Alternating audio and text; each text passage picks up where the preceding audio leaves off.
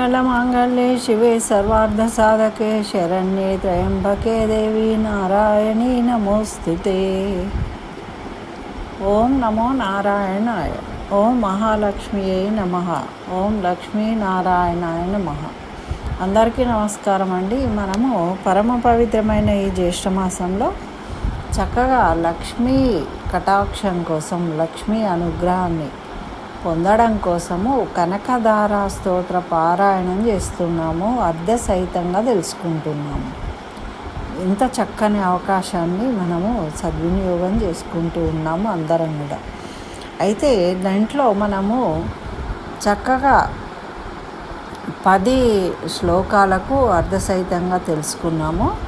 ఇంకా మిగతాయి కూడా తెలుసుకుందాము. ఇప్పుడు మనం 11వ శ్లోకాన్ని చక్కగా చదువుకుని తర్వాత దాని యొక్క అర్ధ విశేషాలను తెలుసుకుందాము.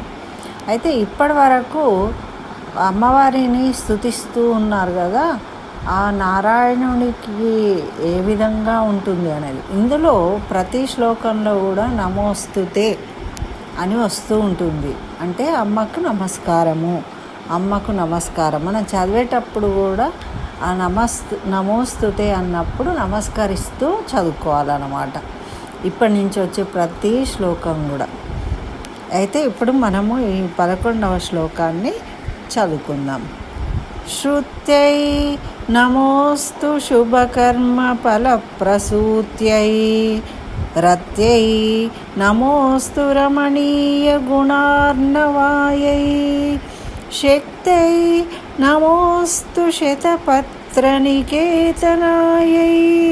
పుష్టై నమోస్తు పురుషోత్తమవల్లభాయై, శ్రుత్యై నమోస్తు శుభకర్మ ఫలప్రసూత్యై, రత్యై నమోస్తు రమణీయ గుణార్ణవాయై, శక్తై నమోస్తు శతపత్రనికేతనాయై, పుష్టై నమోస్తు పురుషోత్తమవల్లభాయై. అయితే అమ్మ పురుషోత్తముని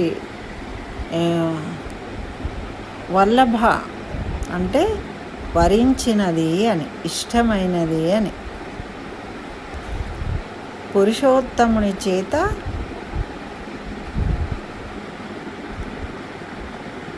ఇష్టపడినదన్నమాట అమ్మ. అయితే దీని యొక్క తాత్పర్యం ఏంటి అంటే, మనము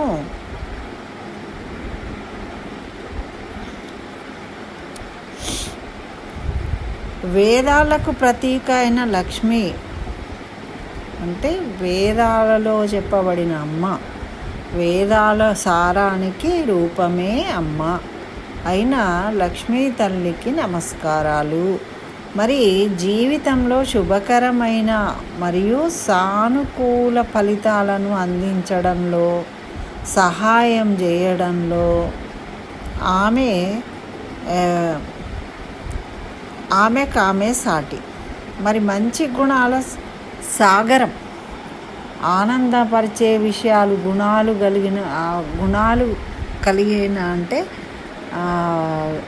గుణాలు ఎటువంటి అంటే సాగరం అంతా, అన్ని మంచి గుణాలు ఉన్నాయి అమ్మ దగ్గర. అందరినీ ఆనందింపజేస్తుంది ఆ మంచి గుణాలతోనే. మంచి గుణాల సాగరం అమ్మ అంటే అని చెప్తూ ఉన్నారు ఇక్కడ. ఆమె శక్తిగా గౌరవించబడుతుంది. అంటే దుష్టులను శిక్షించేటప్పుడు శక్తి రూపం దాలుస్తుంది. మరి అందరు దేవతలు అందరి చేత గౌరవించబడుతుంది. మరి 100 రేకుల నివాసంలో నివసించేది. 100 రేకులు అంటే ఏంటిది? శతపత్ర అంటే 100 రేకులు కలిగిన పద్మంలో నివసిస్తుంది ఆమె. ఎక్కడుంటుంది? శతపత్ర నికేతనాయై అంటే ఆసనంగా చేసుకొని 100 పత్రాలు గల కమలంలో నివసిస్తుంది. మరి పుష్కలంగా పురుషోత్తమునికి ప్రీతిపాత్రమైనది. పురుషోత్తముడి చేత వల్లభుడు అంటే ఆమెకి ఇష్టమైన వాడు, ఆమెను ఇష్టపడేవాడు పురుషోత్తముడు.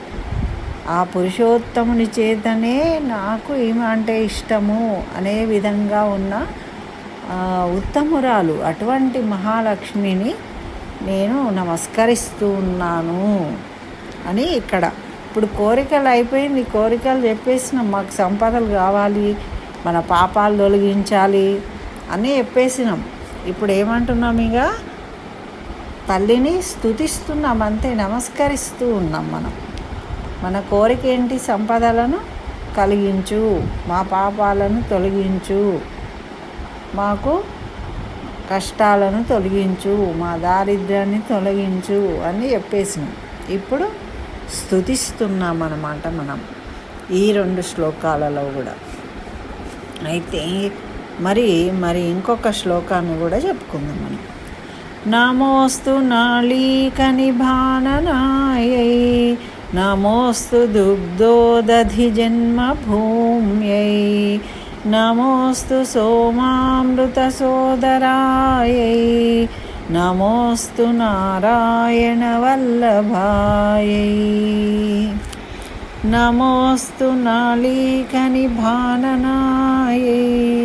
నమోస్తు దుగ్ధోదధి జన్మభూమ్యై నమోస్తు సోమామృత సోదరాయై నమోస్తు నారాయణ వల్లభాయై.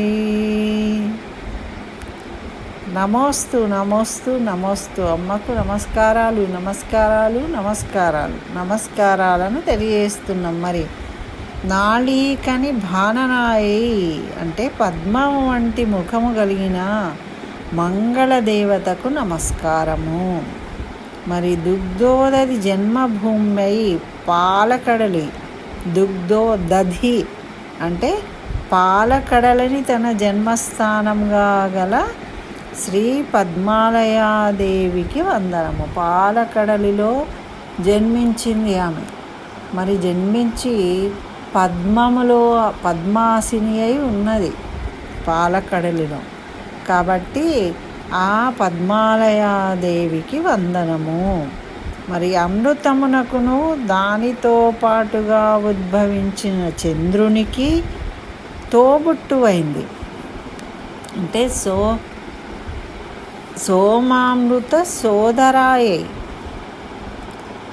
సోముడు అంటే చంద్రుడు కూడా పాలకడల నుండి ఉద్భవించాడు. కాబట్టి ఆ విధంగా అమ్మ చంద్రునికి సోదరిగా భావిస్తున్నారన్నమాట.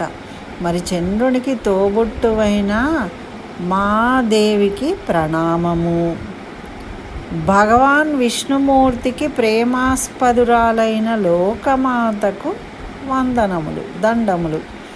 అంటే ఇక్కడ ఇంకా ఏం చెప్తున్నారు చూడండి. నమోస్తు నారాయణ వల్లభాయై అంటే నారాయణుని చేత ప్రేమించబడేదన్నమాట. మరి ఆమెకి నమస్కరిస్తున్నాను.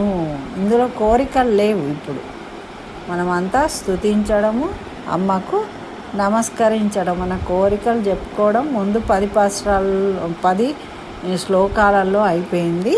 వీటిలో కేవలం అమ్మ గొప్పతనాన్ని, అమ్మ వైభవాన్ని స్తుతిస్తూ మరి ఆదిశంకరాచార్యులు ఈ శ్లోకాలను రచించారు.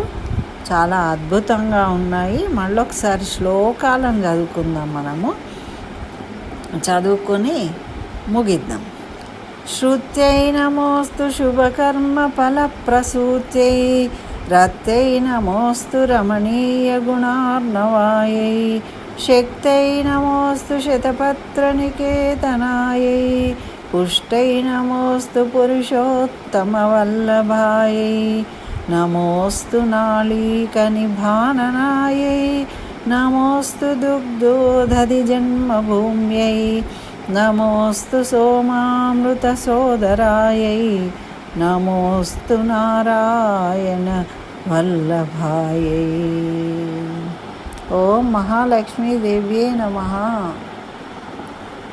స్వస్తి. జై శ్రీమన్నారాయణ. సర్వం శ్రీకృష్ణ చరణారవిందార్పణం అస్తు.